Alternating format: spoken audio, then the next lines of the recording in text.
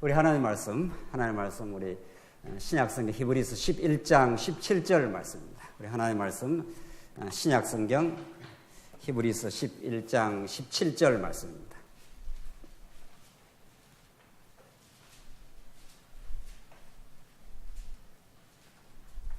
신약성경 히브리서 11장 17절 말씀입니다. 차이신 줄 알고 봉독 드리겠습니다. 아브라함은 시험을 받을 때에 믿음으로 이삭을 드렸으니 그는 약속들을 받는 자로 돼 그 외아들을 드렸느니라. 그에게 이미 말씀하시기를 내 자손이라 칭할 자는 이삭으로 말미암았으리라 하셨으니 그가 하나님이 능히 이삭을 죽은 자 가운데서 다시 살리실 줄로 생각한지라. 비유컨대 그가 죽은 자 가운데서 도로 받은 것이니라. 믿음으로 이삭은 장차 있을 일에 대하여 야곱과 에서에게 축복하였으며 믿음으로 야곱은 죽을 때 요셉의 각 아들에게 축복하고 그 지팡이 머리에 의지하여 경배하였으며 믿음으로 요셉은 임종시에 이스라엘 자손들이 떠날 것을 말하고 또 자기 뼈를 위하여 명하였으며 22절까지 우선 봉독 드렸습니다. 하늘에 계신 성경 진리의 말씀은 과거 이제는 우리가 하나님의 당당한 자녀가 되었습니다마는 과거 타락했던 우리 인간 이성의 스스로의 힘으로는 이 계시의 진리를 깨달을 수가 없습니다. 왜냐하면 이것은 땅에 속한 소식이 아니라 영원히 살아 계시는 하나님에 대한 자기 계시의 말씀이기 때문에 우리가 아무리 연구하고 아무리 생각하고 상상해도 우리의 타락한 인간의 수준을 넘어서 하나님의 그 경륜의 세계, 하나님의 그 위대하심을 우리는 결코 알 수가 없습니다. 개미가 아무리 연구를 하고 제주를 수십 번 넘어도 인간의 그 사고방식과 인간의 가치관과 그 인간이 꿈꾸는 세계를 개미는 결코 알 수가 없습니다. 항차 개미라는 한 그 미물이 개미와는 전혀 수준과 그 차원이 다른 인간의 세계를 아무리 연구해도 알 수가 없듯이 우리 타락한 우리 인간이 하나님의 그 위대한 세계, 하나님의 그 위대한 능력, 그의 깊으신 하나님의 섭리의 비밀을 연구한다고 알겠느냐 말이죠. 아무리 하나님께서 찾아오시고 진리의 영께서 진리의 영 대신 성령께서 찾아오셔서 우리의 어두웠던 우리의 눈을, 마음의 눈을, 이성을 밝혀 열어주셔야, 조명해 주셔야 그때부터 성경이 이런 말씀이고 진리가 이런 것이고 이런 하나님이 우리에게 계시가 되는구나. 우리는 우리 스스로가 의롭다고 착각하고 무언가 할 수 있다고 판단하는 그 자율성, 인간이 타락한 모든 인간이 스스로가 뭔가를 해나갈 수 있다는 그 생각을 계시의 말씀에 비추어 볼 때라야 우리는 하나님의 능력이 아니면 한순간도 한 호흡도 우리 뜻대로 할 수 없는 존재라는 걸 깨닫게 됩니다. 오늘 히브리서 말씀 우리 지난 시간부터 확인하고 있는 11장에 개진되는 이 소위 믿음장이라고 하는 것은 이게 성경 전체의 언약 성취의 원리에 계시의 원리에 비춰보지 않으면 가장 오해가 되는 말씀 중에 한 대목입니다. 믿음은 바라는 것의 실상이요 보지 못하는 것의 증거라. 여러분들 무엇을 바라십니까? 무엇이든 바라고 기대하고 생각하라. 그것을 더 집중적으로 추구하라. 그렇게 하면 이루어질 것이다.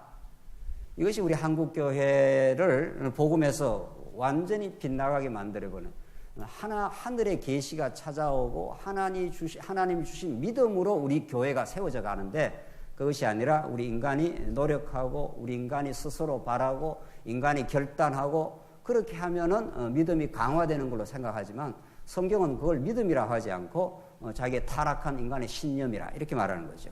우리는 지난 시간 이 믿음은 바라는 것의 실상이라는 그 대전제가 있다는 걸 이미 말했습니다. 9장 전체 내용은 11장에 가서 확정이 됩니다.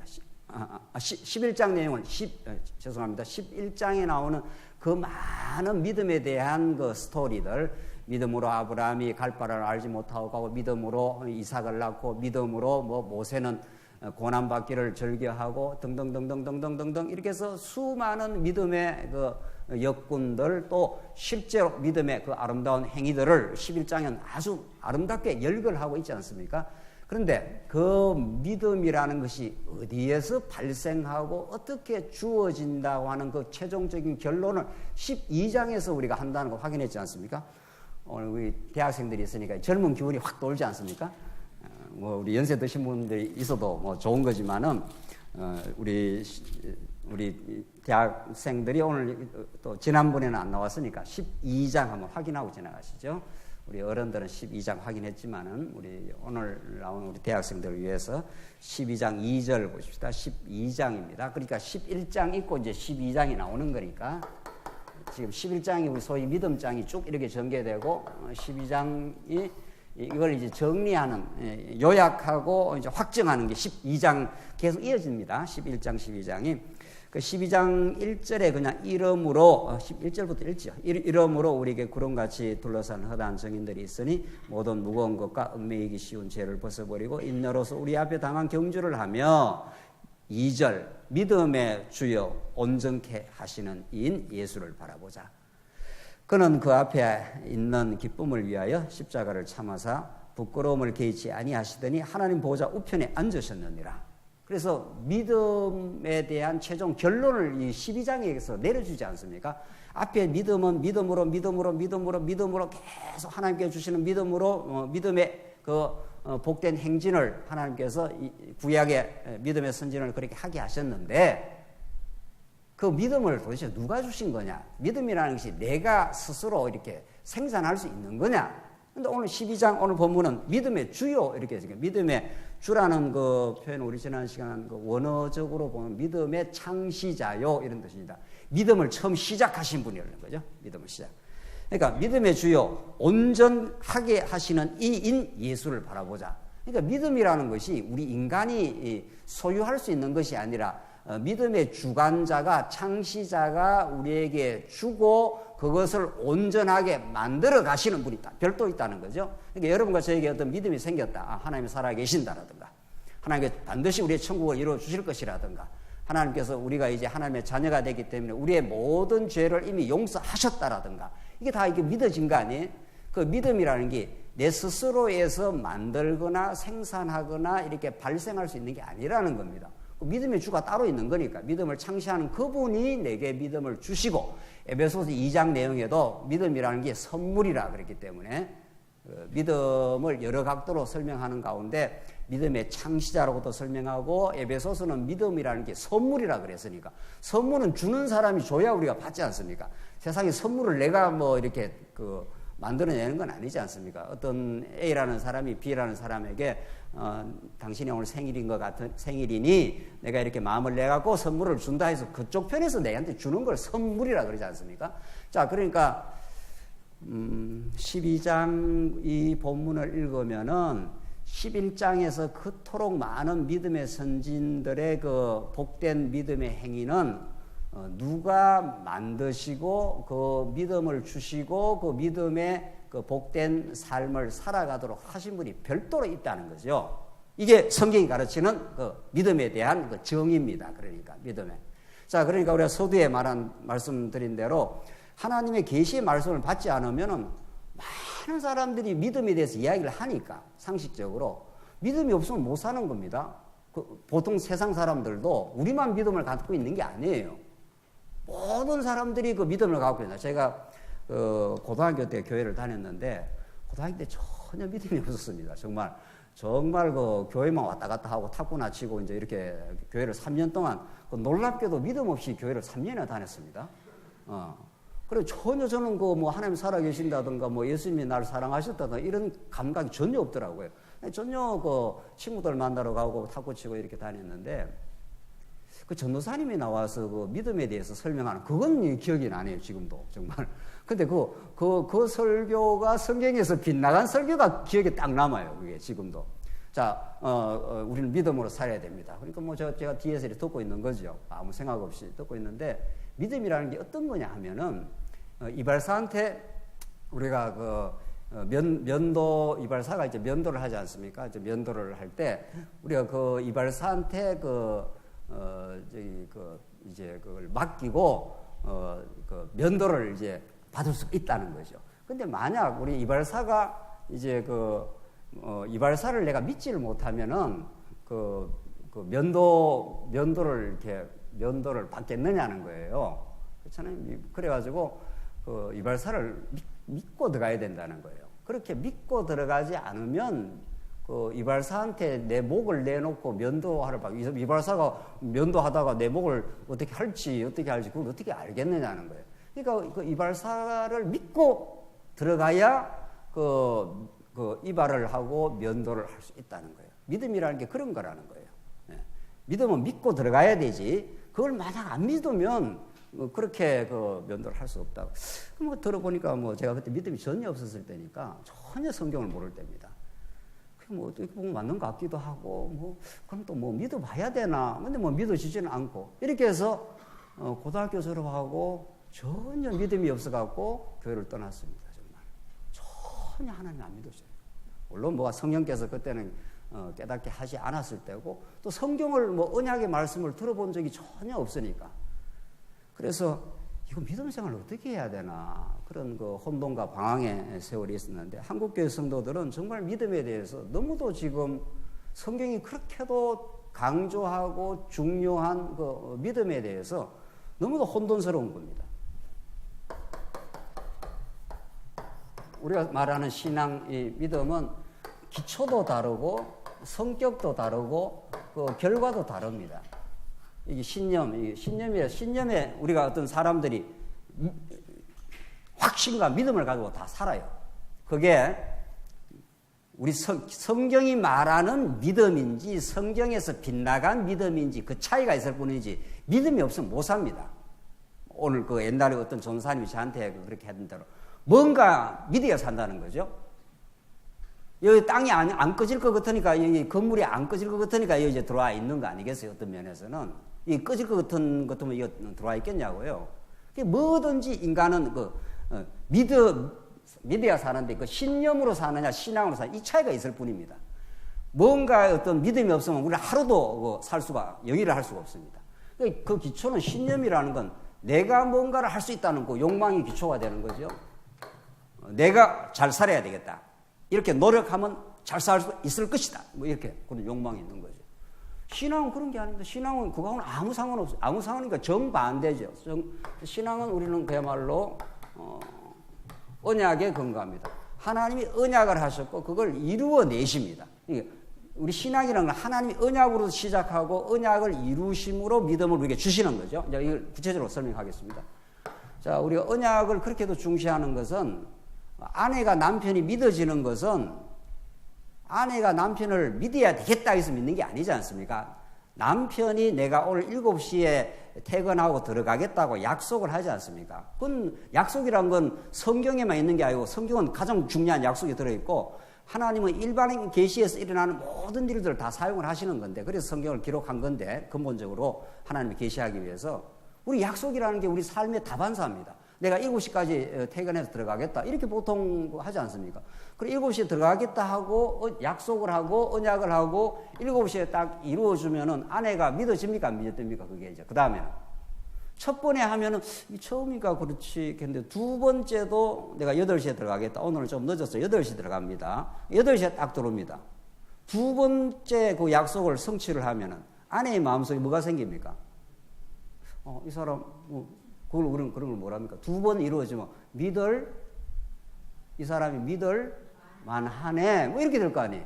자, 그 다음 날도, 그 다음 날은 아무 문제가, 날이 회사에 일이 없으니까 나는 마치는 대로 7시에 들어가겠다. 세 번째 약속을 했습니다. 정확하게 거의 7시 되니까 띵동 하고 들어왔습니다. 그러면 아내 마음속에는 뭐가 생깁니까? 이 사람은 어떻습니까? 말하면은 그대로 꼭 지키네. 그걸 우리는 성경적 용어로 믿부시네. 이렇게 믿을 만하네. 그걸 우리 한국말로 믿부신 하나님이 그런단 말이죠. 그걸 더 한글로 한자로 말하면 신실하신 하나님 이렇게 되는 거 아니에요.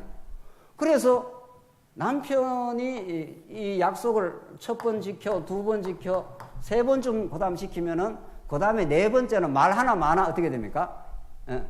이 사람 말하는 거란 건 무조건 어떻게 해요? 왜 사람이 딱 약속 잘 지키는 사람은 우리 보기만 봐도 좀 든든하잖아요. 아, 저 사람은 뭐 이야기를 하면 뭐 보정수표다 뭐 이런 말 하잖아요. 그래서 믿어지는 겁니다. 그래서 3번, 4번 이쯤 되면은 그 사람 뭐 파수로 매주를 쓰고 뭐를 써도 막 그 사람 말에는 무조건 돼. 다 믿어지는 거죠. 무조건. 믿음이라는 게 이렇게 쉬운 겁니다. 믿음은 우리가 이렇게 애쓰고 노력하는 게 아니고 믿음의 대상인 뭐 남편이 되든 우리 근본적으로 하나님이 되든 그분이 약속을 하면 딱 약속을 지켜주고 약속하면 약속을 지켜주니까 그 다음에는 말할 것도 없다 이렇게 된 거죠. 그게 믿음의 기초예요. 이게 그 언약이 세상에는 언약의 말씀이 없잖아요. 언약의 말씀이. 그러니까 세상은 전부 자기 욕망에 따라서 신념을 갖는 거죠. 내가 잘 살아야 되겠다. 내가 이렇게 해야 세상에서 돋보이겠다. 이렇게 믿고 해야 되겠다. 이런 거죠. 그러니까 이거는 자기 고집이고 이거는 철저하게 언약을 하신 분이 언약을 자꾸 이루어줌으로 언약의 이 믿음을 믿게 되는 이 사람에게 선물로 주시는 거 아니에요? 그러니까 1번 지키고 2번 지키고 3번 지키고 이러니까 그게 선물로 남편이 그 신실하게 약속을 잘 지키니까 아내 편에서는 1번, 2번, 3번 이렇게 하면서 정말 믿어진다 이렇게 된 거죠. 틀림없는 사람이다 이런 거죠. 우리 하나님 틀림없다. 구약의 그 많은 아담에게 한 약속, 노아에게 한 약속, 아브라함에게 한 약속, 자손 주겠다고 하고 땅 주겠다고 하고 통치 언약 주겠다고 착착 역사가 이루어지니까 예수님 반드시 오고야 만다 이렇게 되는 거죠. 예수님 오시고 또 약속했죠. 예수님 오신 약속들이 성령을 보내주겠다, 정인 삼아주겠다, 땅끝까지 복음이 전파되게 하겠다, 다시 오시고야 말겠다. 지금 땅끝까지 복음이 계속 지금도 전파됩니다. 우리 여기만 복음이 전파되는 게 아니죠. 중국, 지금 인도, 뭐 어디라도 복음이 지금 땅끝으로 복음이 전파되고 있잖아요. 그러니까 이게 하나님이 살아계시지 않으면 이게 될 수가 없고 하나님이 신실하지 않으면 될 수가 없다. 그러니까 자꾸 믿음이라는 게 자꾸 이렇게 찾아옵니다. 이게 틀림없는 거지 이렇게 된 거죠. 그렇게 해서 이 믿음의 선물이 이루어지면 이 선물을 받은 사람은 굉장히 감격합니다. 우리 조그마한 선물 받아도 감사하고 근데 그 믿음이라고 하는 믿음 속에 담겨있는 하나님의 신령한 복, 우리를 사랑하심 이런 것들이 자꾸 선물로 주어지기 때문에 그 선물을 받은 사람은 그냥 살 수가 없어요. 그래서 아름다운 믿음의 행위가 자꾸 나오게 되어 있습니다. 그 믿음의 행위를 하게 됐을 때 그 결과를 하나님께 영광을 돌리게 되겠죠. 우리는 원래 그런 존재가 아니었는데 하나님 우리를 약속해 주시고 그걸 이루어 주셔서 선물까지 주시니 우리가 하나님 정말 이루어내신 일입니다. 내 안에서 이루어진 아름다운 모든 열매들은 당신이 내게 주신 선물입니다. 하나님 내게 베풀어 주신 것이네요. 이렇게 되는 거죠. 그러니까 얼마나 믿음의 행위를 하고 나서 하나님께 영광을 돌리겠냐 말이에요. 이게 신념은 그렇지 않습니까? 세상 신념은 내가 욕망해, 내가 잘 살아봐야 되겠다. 확 고집이 있어요. 세상 사람들도 다 열심히 삽니다. 우리만 열심히 사는 게 아니고 세상 사람들도 우리 청년들은 아는가 모르겠는데 옛날에 돈 내기라는 게 있어요. 돈 내기. 일을 더 많이 하면 더 많이 돈 주는 거 있어요. 그러면 기를 쓰고 일하는 거죠. 엄청나게 그 고집이 강하고 의지가 강합니다. 그래서 어떤 일이 이루어지면 그것이 자기 영광이 되는 거죠. 내가 일을 이루어냈다고 되는 거죠. 달라도 하늘과 땅으로 다릅니다. 조금 다른 게 아니고 약간 길이 다른 게 아니고 극과 극인 거죠. 자, 오늘 11장에 나오는 믿음이라는 것이 바라는 것의 실상인데 하나님이 언약을 하셨기 때문에 그걸 바라는 믿음을 주신 겁니다. 이 아들이 반드시 생육하고 번성해서 큰 민족을 이루어준다. 처음에 아브라함이 그걸 믿었습니까? 안 믿었습니다. 그걸 처음에는.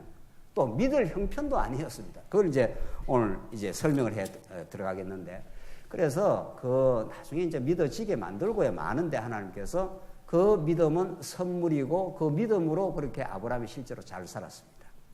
그래서 그 믿음의 행위를 하고 나서 얼마나 하나님께 영광을 돌렸는지 모릅니다. 그리고 영광을 돌린다는 것이 그 인생의 최고의 기쁨입니다. 찬양을 했다 이 말이니까. 히브리어로 찬양이란 말과 감사라는 것이 같은 의미예요. 아, 하나님이 이루어 주셨네요. 하나님 내게 베풀어 주셨네요. 하니까 감사가 넘치는 거죠. 그래서 아브라함이 나중에 처음에는 믿음 없는 삶이었지만 하나님이 언약을 이루어 주셔서 믿음을 주니 아브라함의 그 삶이 얼마나 펄펄 그냥 대단한 그 삶을 살은 거죠.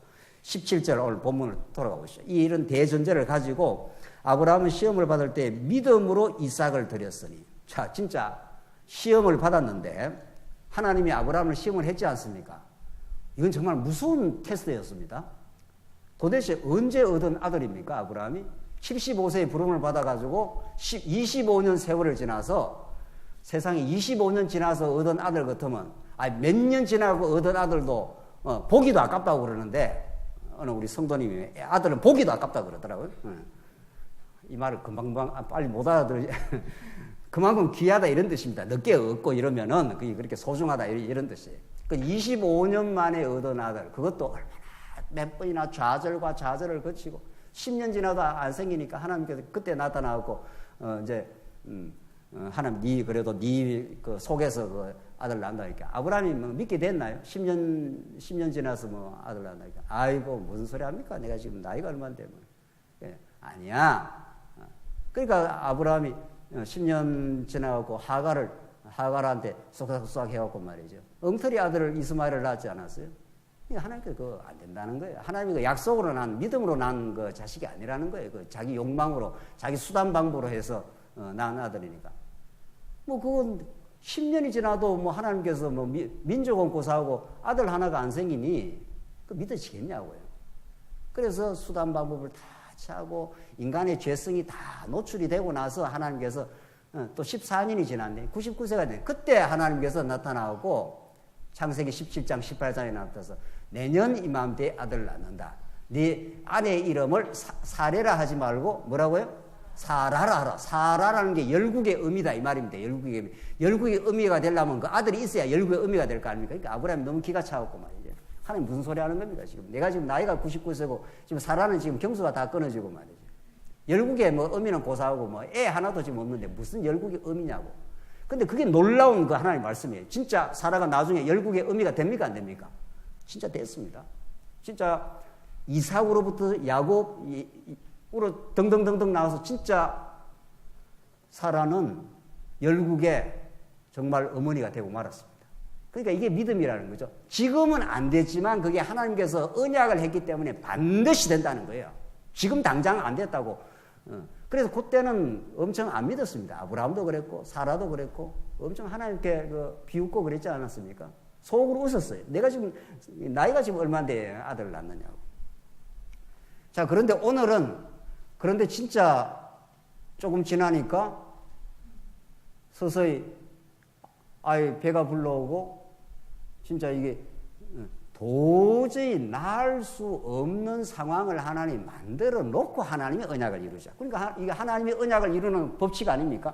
하나님이 언약을 이루는 법칙은 인간이 볼 때는 도저히 안 된다.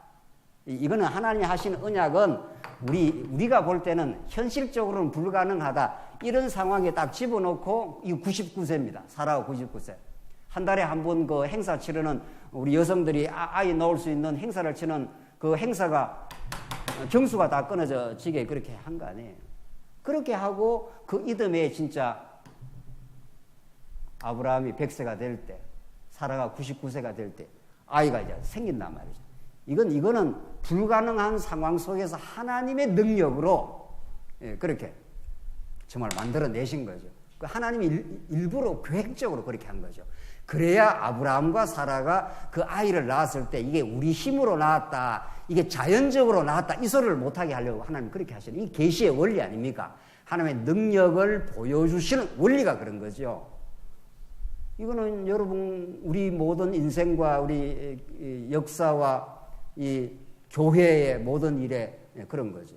야, 이러면 이거 교회가 안 될 건데 이 교회가 제대로 되겠나? 이런 그 절망의 시간들을 하나님께서 통과하고 하나님께서 교회를 새롭게 세운다는 겁니다. 우리 인생 예수님의 십자가 사건이 정확하게 그걸 말하고 있고요. 십자가에서 예수님이 돌아가셔 버렸기 때문에 제자들이 다 도망쳤습니다. 완전히 절망하고 여자들 그래도 여자들이 좀 나아요. 그래도 여자들이 몇 사람이 그 끝까지 기다리고 있었고 다 도망쳤습니다. 하나님께서 어떻게 할 수가 없어. 예수님 돌아가셔 버렸으니까 십자가에. 죽음에서 부활의 역사를 만들어내듯이 그렇게 죽은 태에서 이삭을 만들어낸 거죠. 그래서 아브라함과 사라가 너무도 즐거워했습니다. 너무도 행복했어요. 이건 하나님이 만들어내신 일이라고. 그렇게 하나님이 언약을 이루어 주고 나니까 그때라야 철석 같은 믿음이 생긴 거죠. 아브라함에게 그때 이게 믿어진 믿음입니다. 아브라함이. 그러고 나서 하나님께서 청천벽력 같은 테스트를 오늘 본문처럼 하잖아요. 17절 그 말입니다. 아브라함이 시험을 받을 때 믿음으로 이삭을 드렸으니 그는 약속들을 받는 자로 돼 그 외아들을 드렸느니라. 이게 오늘 본문에서는 이렇게 문장으로 한 문장으로 이렇게 처리를 하지만은 창세기 22장에서는 긴 사건으로 설명을 하고 아브라함에게 인생에서는 청천벽력입니다. 그거는. 세상에 그 100세에 얻은 아들을 한참 길렀습니다. 이삭이 나무찜을 지고 올라갔다고 돼 있으니까 제법 나이가 들었던 때입니다. 그 나이가 몇 살이라 이렇게 말하자면 적어도 초등학교는 지났어요. 이삭 나이가 아버지하고 나무찜을 지고 올라갔거든요. 모리아산으로. 창세기 22장을 보면은 적어도 우리 대학생쯤 된 줄은 모르죠. 그러니까 얼마나 많은 늦게 얻은 아들이 소중하고 귀하고 사랑스럽고 다 이게 정말 눈에 넣어도 아프지 않을 그렇게 아들로 이렇게 자란 거 아니에요, 지금. 그걸 갖다 바치라는 거 아니에요. 죽여라 이런 말입니다. 근데 놀라운 사실은 창세기 22장 집에 가서 읽어보십시오. 지금 시간이 없으니까 제가 그냥 설명을 하고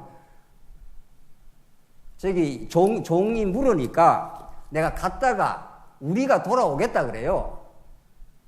제사를 드리면은 갔다가 돌아올 때는 우리가 돌아옵니까? 혼자 돌아옵니까? 종들은 산 밑에 기다려야 그랬고 내가 갔다가 제사 드리러 갔다가 우리가 돌아오겠다. 표준 새 성경에는 함께 돌아오겠다. 이렇게 번역을 그렇게 해놨어요. 그러니까 아브라함은 이삭이 하나님 바치라고 해서 만약에 제물로 바친다면 다시 살려내든가 하나님 무슨 방법을 쓰든가 이 이삭은 절대로 죽지 않을 것이라는 믿음이 있었던 거죠. 그러니까 그 담대하게 지금 올라가는 거죠. 그래서 우리가 갔다 돌아오겠다 이렇게 표현합니다. 아예 아브라함은 하나님께서 이삭을 어떻게든지 다시 살리시든지 지키시든지 그런 믿음이 생겨버린 겁니다. 왜? 그 이전에 하나님께서 불가능한 상황 속에서 100세가 돼서 도저히 아이를 낳을 수 없는 경수가 끊어진 그 상태에서 하나님이 이삭을 주신 거예요. 그래서 믿음의 세계는 그렇게 우리에게 이루어집니다. 그래서 이 믿음이 생기고 나서는 믿음이 선물로 주어지고 나서는 믿음의 행위가 믿음과 행위는 따로 이렇게 분리되는 게 아닙니다. 원칙적으로 우리가 설명을 하다 보니까 믿음의 행위 이렇게 표현을 쓰는 거지. 그냥 믿음은 이렇게 행위 이렇게 안고 있습니다. 이렇게 우리 안에 이렇게 어머니의 모태에 아이를 안고 있듯이 우리 몸이 가면 그림자가 뒤따라오듯이 이거는 믿음이 있는데 행위가 없다 이런 말이 성립 안 합니다. 원칙적으로. 진짜 믿음이 들어가면 그냥 따라 나옵니다. 행위가. 하나님 살아계심이 정말 믿어지면 미래 염려 안 합니다. 그러니까 미래를 염려한다든가 뭐 걱정한다든가 이런 거는 하나님이 아직은 100%안 믿어지고 뭐 한 50% 믿어지거나 안 그러면 한 20% 믿어지면 한 80% 정도는 염려하겠죠. 그러니까 믿음이 너무도 놀랍고 위대한 겁니다. 하나님 주시는 믿음은. 그러니까 아브라함이 그게 믿어졌기 때문에 이삭을 갖다 바쳐 죽여 이런 말이죠. 그걸 이삭을 데리고 갑니다. 데리고 가요. 정말 아브라함이 진짜 죽이려 한 거죠. 칼을 들고 이삭을 결박을 해가지고 재단에 올려놓고. 이 무서운 시험입니다. 우리 삶 속에 불같은 시련, 불같은 테스트가 온다 그러잖아요. 하나님께서 우리에게 믿음을 주시고 나서는 정말 믿음을 강화시키기 위해서 불같은 시련을 주실 수가 있습니다. 그 불같은 시련이 우리의 옛사람을 처복종시키고 내 신념을 하나님께서 다 사라지게 하시고 내 욕망의 세계를 하나님께 붕괴시켜서 진짜 하나님이 살아계신다. 언약하면 반드시 이루시는 전능하신 분이시라고. 그분이 주시는 선물로 이제 사는 거라고. 그래서 믿음으로 사는 사람은 천국을 내 소유로 그렇게 알고 사는 사람들. 그리고 하늘이 준 기쁨과 그 안식이 우리 삶에 진정한 가치임을 믿어진 거죠. 그래서 아브라함이 그걸 데리고 올라가서 정말 죽이려고 하니까 그때 하나님이 나타나서 아브라함아 너 뒤를 봐라. 수풀에 양이 한 마리 딱 걸려있지 않습니까? 그걸 여호와 이래라. 하나님께서 준비해 놓고 아브라함 테스트에 아브라함이 통과를 한 겁니다. 그러니까 아브라함이 믿음이 좋아 통과했다 이러면 안 되고 아브라함이 그러니까 주어가 아브라함이가 되면 안 되는 거죠. 하나님이 아브라함에게 그런 놀라운 믿음의 세계를 허락하시고 진짜 믿음이 들어가니까 믿음의 그림자로서 그런 행위가 따라 나온 거죠. 두려움 없이 간 거죠. 세상에 어떤 아들인데 그 아들을 죽이는 그 자리까지. 그래서 오늘 그 테스트 시험을 받을 때 믿음으로 이삭을 드렸으니 이렇게 되어 있습니다. 이게 아브라함의 믿음이 아니라 하나님이 허락하신 믿음이죠.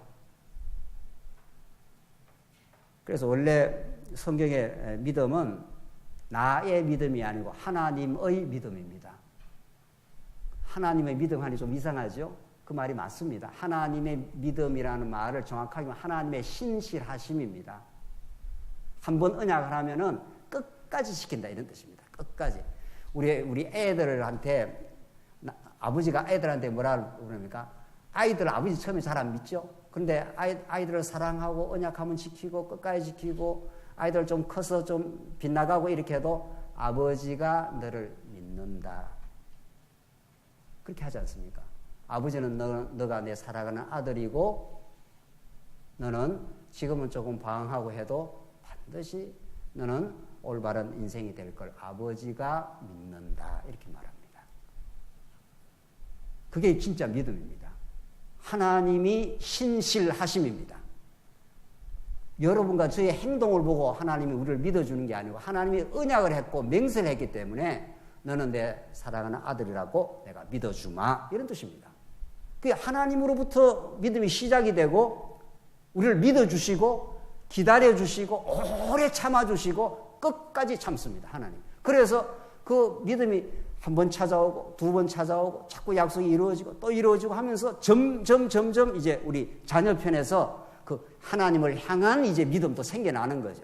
믿음의 시작은 내가 너를 믿는다. 우리 아버지가. 너 어떤 경우에도 너는 내 자랑스러운 아들이라고 믿는다. 그건 자녀가 뭘 잘해서 아버지가 믿어주는 게 아닙니다.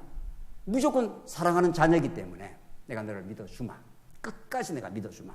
너가 어떤 경우에도 나는 내가 아버지임을 포기하지 않는다. 이게 우리 하나님이 우리한테 믿어주는 겁니다. 그래서 여러분과 제가 오늘 이 자리에 있는 겁니다. 우리가 믿음이 좋아서 이 자리에 나온 게 아니고 하나님이 믿어주시고 우리가 방황하고 때로는 몸부림치고 해도 하나님이 그 언약한 그것이 신실한 그 믿음 하나님 편에서 자꾸 우리를 믿어주시니까. 그러니까 사람 놀랍습니다. 너 바보 하면 정말 바보 됩니까 안 됩니까? 심리학들이 연구를 했어요. 우리 부모가 자식을 너 바보 하면 정말 뭐가 됩니까? 정말 멍청이 바보 비슷하게 됩니다. 그런데 부모가 내가 너를 믿어. 너는 내한테 소중해. 어떤 경우에도 내가 너와 함께 해. 이런 긍정적 메시지를 계속 듣고 자라왔다 칩시다. 그 자녀는 어디에 던져놔도 아버지가 나를 믿어줘. 나는 형편없고 어리석은데도 아버지가 나를 지지해줘. 이런 거죠. 그러니까 언어라는 게 그렇게 중요하다고 합니다. 우리는 성경의 언어는 그냥 세상 언어도 아니잖아요. 세상 언어도 자꾸 옆에 사람을 믿어주고 지지해주고 긍정적 언어를 말해주면 그 듣는 쪽에서 굉장히 그 긍정적으로 된다는 거예요. 바보, 너는 못해. 계속 질타를 하고 질시하고 미워하고 이러고 듣는 쪽에서 그게 각인이 되고 그래서 아무데나 가도 나는 아무것도 못해. 이런 그 심성이 생겨난다고 합니다. 그건 심리학적으로 그건 대부분 그렇다고 합니다. 성경의 하나님은 당신이 언약하고 믿어주마. 내가 어떤 경우에도 너와 함께하마. 내가 너의 편이 되어주마. 성경은 창세기부터 계시록까지 그 말을 하고 있는 겁니다. 오늘 아브라함이 그런 거죠. 아브라함은 시험을 받을 때 믿음으로 이삭을 드렸으니 그는 약속들을 받은 자로 돼 그 외아들을 드렸느니라. 세상에 그 외아들을 드리는 믿음을 하나님 주신 거죠. 그에게 이미 말씀하시기를 내 자손이라 칭할 자는 이삭으로 말미암았으리라 하셨으니 내 자손이라 하는 것은 이스마엘은 안 된다. 그건 욕망으로 낳은 자, 네 방법으로 낳은 자니까 안 되고 이삭으로 낳은 자라야 네 자손이 되고 네 자손 거기에서 자손이 번창한다는 거죠. 19절 그가 하나님이 능히 이삭을 죽은 자 가운데서 다시 살리실 줄로 생각한지라. 그러니까 아브라함이 죽은 자 가운데서 다시 살리실 줄로 생각한지라. 비유컨대 그를 죽은 자 가운데서 도로 받은 것이라. 이게 제물로 바쳐라 했으니까 이건 죽는 거 아닙니까? 죽어도 하나님이 다시 살린다고 믿으신 거예요. 이걸 나중에 결국은 부활신앙인데 결국은 이 모든 것들이 전거가 장차 오실 예수 그리스도가 십자가에 죽으시지만 그가 부활할 걸 이제 바라보며 믿는 거 아니에요? 그러니까 여러분과 저에게 찾아온 이 믿음은 너무도 고귀하고 놀랍습니다. 자꾸 성경이 믿어진다거나 하나님 언약이 신실함이 자꾸 믿어지거나 우리도 부활할 것을 믿는다라든가 영원한 천국이 확실하게 있다고 믿어진다든가 이런 그 믿음으로 사는 성도에게 세상에서 환난과 때로는 어려움이 찾아와도 그 바라는 것을 우리가 실상으로 받아들이니까 보지는 못해도 우리 눈으로는 못 봐도 하나의 증거를 받은 것처럼 증거로서 이렇게 확정을 받은 보증수표를 받은 것처럼 그렇게 산다 이런 뜻입니다. 우리가 그래서 하나님께서 아브라함을 그렇게 하셨고 20절 믿음으로 이삭은 장차 있을 일에 대하여 야곱과 에서에게 축복하였으며 이삭이 마음대로 축복한 게 아니라 하나님께서 야곱에게 축복하고 에서에게는 축복 안 했습니다. 에서가 나중에 뒤늦게 나타나서 자기도 축복해달라 그러니까 이삭이 축복을 못하지 않습니까? 에서에게는. 그러니까 축복권이 이삭에게 있은 것이 아니고 하나님께서 이삭을 통해서 야곱에게 축복의 통로가 축복이 그렇게 흘러가도록 그렇게 정해져 있다는 거죠. 21절 믿음으로 야곱은 죽을 때 요셉의 각 아들에게 축복하고 그 지팡이 머리에 의지하고 경배하였으며 믿음으로 요셉은 임종시에 이스라엘 자손들이 떠날 것을 말하고 또 자기 뼈를 위하여 명하였으며 이게 창세기 마지막 장 마지막 절에 나오는 말씀 아닙니까? 요셉이 죽기 전에 자손들 다 불러놓고 나는 이 땅에서 죽으나 표현을 그래요. 내가 이 땅에서 죽으나 너희들은 아브라함과 이삭과 야곱에게 맹세하신 땅에 반드시 가게 된다. 그게 신기한 거죠. 갈지 안 갈지를 그 요셉이 무슨 수로 압니까? 요셉이. 근데 요셉이 지난날 모든 삶을 되돌아보니까 하나님이 그 야곱의 그 기가 막힌 그 순환과 고통의 시간들이 하나님께서 이 자손들을 언약 자손들을 구원하시려는 하나님의 뜻이고 그 언약의 신실함 때문에 그 다 죽을 뻔했던 그 형들이 요셉의 그 총리로 말미암아 다 살아났지 않습니까? 그러니까 하나님이 이렇게 그 자손들을 번창하신다 하신 하나님께서 우리를 이 애굽 땅에 넣어놨지만 나를 총리가 이미 되게 해서 이렇게 번창을 시킨 그 하나님의 언약의 신실하심, 믿어지심이죠. 하나님 그렇게 하신 거죠. 하나님 한번 하면 그대로 신실하게 그 일을 하시니까. 그러니까 요셉이 그게 믿어졌어요. 그게 믿어졌으니까 죽음이 두렵질 않는 거예요. 우리 입관 예배할 때 우리 지난주 우리 장례식에 가서 이 본문 했지 않습니까? 뭐 주로 입관 예배 단골 메뉴 아닙니까 이게? 그러니까 진짜 요셉이 믿어졌습니다. 그러니까 죽음으로서 끝나지 않고 반드시 우리 자손들은 하나님의 약속의 땅으로 자손만 번창한 게 아니고 땅도 하나님께서 정복해 줄 걸 믿어진 거죠. 세상에 이런 그 담대한 믿음이 어디 있습니까? 모든 사람이 죽을까 봐 전부 두려운 건데 결국은 모든 이방 종교, 불교, 유교, 마음의 교는 모든 죽음 때문에 종교가 다 생긴 겁니다. 모든 이방 종교는. 그러나 그 죽음을 극복 못합니다. 결국은. 그러나 우리 하나님이 영원 안에서 이미 경륜하시고 영원한 하나님의 나라를 이 땅에 잠시 보여주기 위해서 우리를 죄악 가운데 광야 같은 이 세상 가운데 우리 훈련을 시키지만 우리는 죽으나 나는 죽으나 너희들은 아브라함과 이삭과 야곱에게 약속한 그 땅에 반드시 이르게 될 거니까 그때 내 해골을 가지고 가라. 그게 유언입니다. 이 땅에서 내가 총리로서 재산을 많이 불어놨으니까 잘 먹고 잘 살아라 뭐 이런 유언을 하는 게 아니라 말이죠. 그리고 우리 예수 믿는 사람은 유언도 달라지겠죠. 우리도 좀 있으면 죽을 거 아닙니까? 우리 연세 많은 우리 장로님 권사님들 유언장을 만들어 놓으셨습니까? 유언장은 좀 미리 만들어 놓는 게 좋다고 합니다. 우리 언제 갈지도 모르고 내 사랑하는 아들, 자녀들아. 그리고 사랑하는 우리 성도님들에게 하나님 믿고 사는 것이 이렇게 행복하고 즐거웠습니다. 광야 같은 세월에 많은 고난도 있고 어려움도 많았지만 하나님이 한평생을 은혜 가운데 지켜주셨고 은혜 가운데 지켜줄 뿐 아니라 하나님의 교회, 하나님이 가장 사랑하는 교회를 섬기고 사랑할 수 있는 이 놀라운 축복을 주어서 담이 없이 은혜 가운데 살았습니다. 우리 아들들아, 이렇게 하나님의 은혜 속에 살고 우리 성도를 사랑하며 사는 이것처럼 행복한 일이 없다. 뭐 이렇게 유언하고 죽어야 될 거 아니에요. 예. 내가 버린 돈 못 써서 너무 아깝다 이런 어처구니 없는 유언을 한다든가 말이죠. 예. 세상 갖고 싸움박질 하지 말아라든가 말이지. 뭐 그래서 되겠어요. 이게 도대체 뭐. 그래서 요셉이 그 멋있고 아름다운 그 유언을 했습니다. 정말. 간다. 반드시 가니까 너희들 이 땅에 사는 게 아니야. 이렇게 한 거죠. 자기 자손들한테. 너희들 잠시 애국 같은 살지만 광야를 통과해 약속의 땅으로, 축복의 땅으로, 우리로 말하면 천국으로 이런 거죠.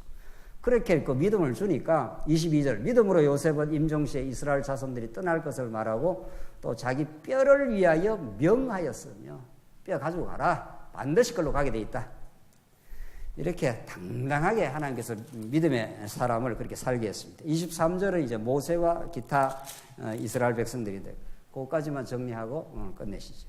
믿음으로 모세가 났을 때 그 부모가 아름다운 아이임을 보고 석 달 동안 숨겨 왕의 명령을 무소하지 아니하였으며, 그러니까 숨겨서 왕의 명령을 거역하면 그 죽는 겁니다. 그 시대는 바로의 명령을 거역했다가는. 근데 그것을 두려워하지 않고 숨긴다는 겁니다. 세상에. 서슬이 푸른 그 바로의 그 치세 속에 왕권 속에서도 이거는 지켜야 되겠구나 이렇게 된 거죠.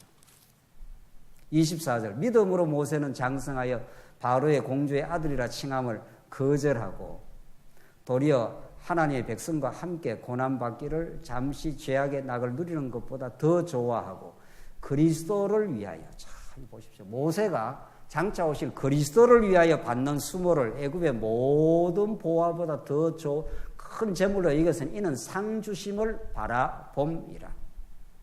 그러니까 모세가, 그런데 자 여기서 이제 하나 정리하고 이제 오늘 지나갈 거는, 모세가 처음부터 그랬습니까? 아브라함이 처음부터 그렇게 믿음이 좋았습니까? 안 그렇습니까?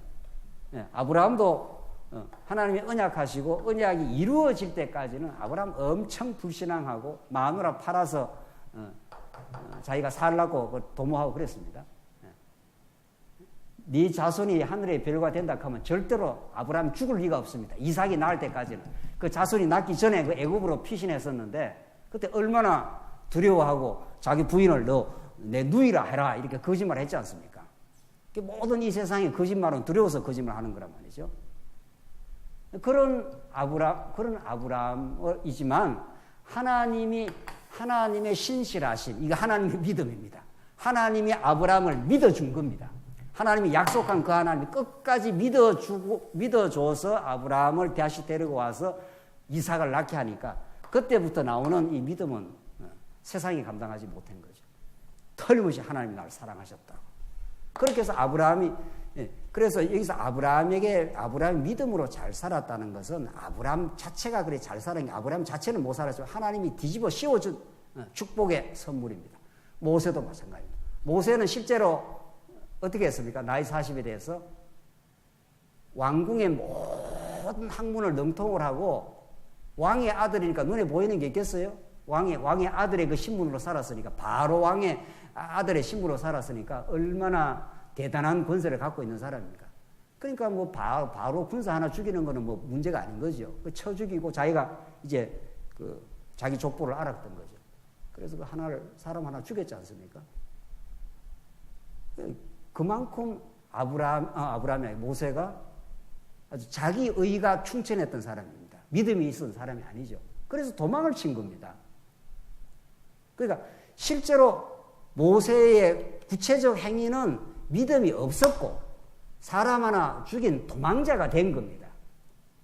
그렇게 이 사건과 구약에 나타난 이 사건과 오늘 히브리서가 말하는 모세는 자기 백성과 함께 고난을 받고 애굽의 부하보다도 더 그리스도를 위해서 그렇게 살아가고 이걸 어떻게 조화를 어떻게 합니까? 이거를 우선 구약에 나타난 역사적 현상과 지금 히브리서가 말하는 이 믿음의 아름다운 행위는 얼핏 보면 굉장히 모순처럼 보이잖아요. 이게 맞거나 이게 맞거나 둘 중에 하나가 맞는 거죠. 그러나 이게 전혀 모순이 되지 않습니다. 아브라함, 모세가 여기서 사람 죽이고 도망쳤지 않습니까?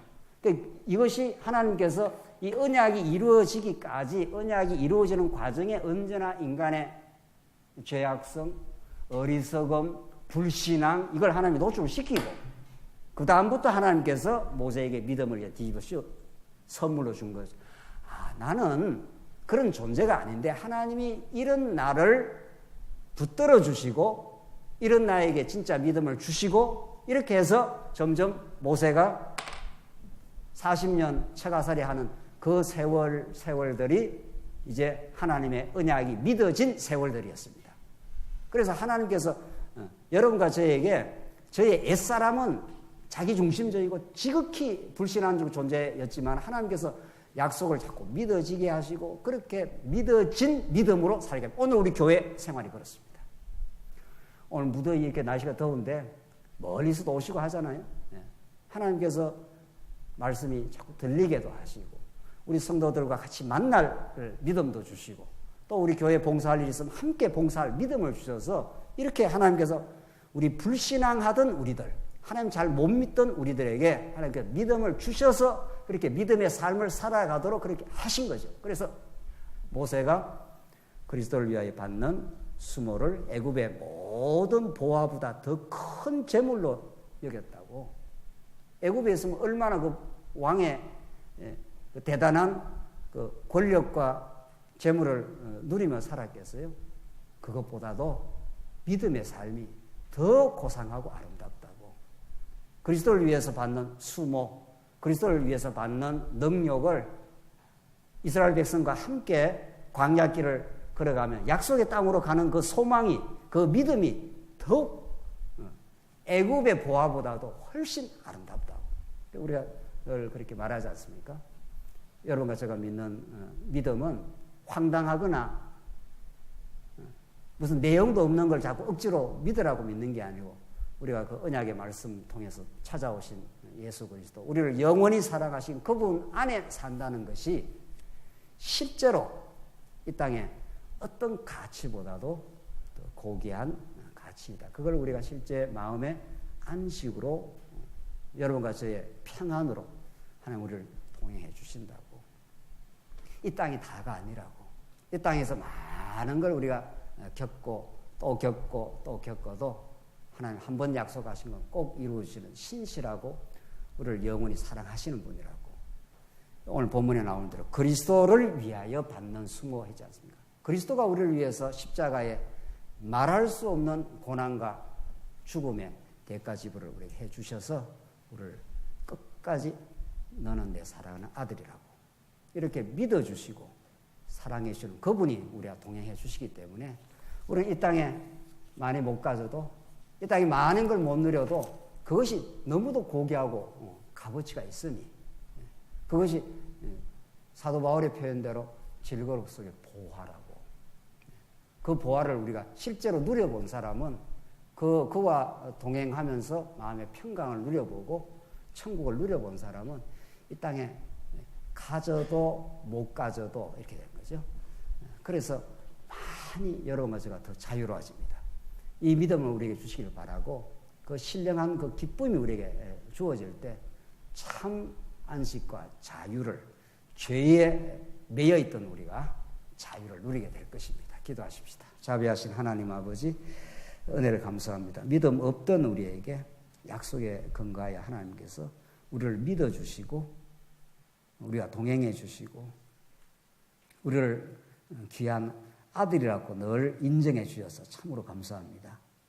그 은혜를 따라서 우리가 믿음의 삶을 살아갈 때마다 하나님의 을 향한 그 감격과 감사가 우리 모두에게 더 넘치게 하시옵소서. 예수님 이름으로 기도합니다. 아멘.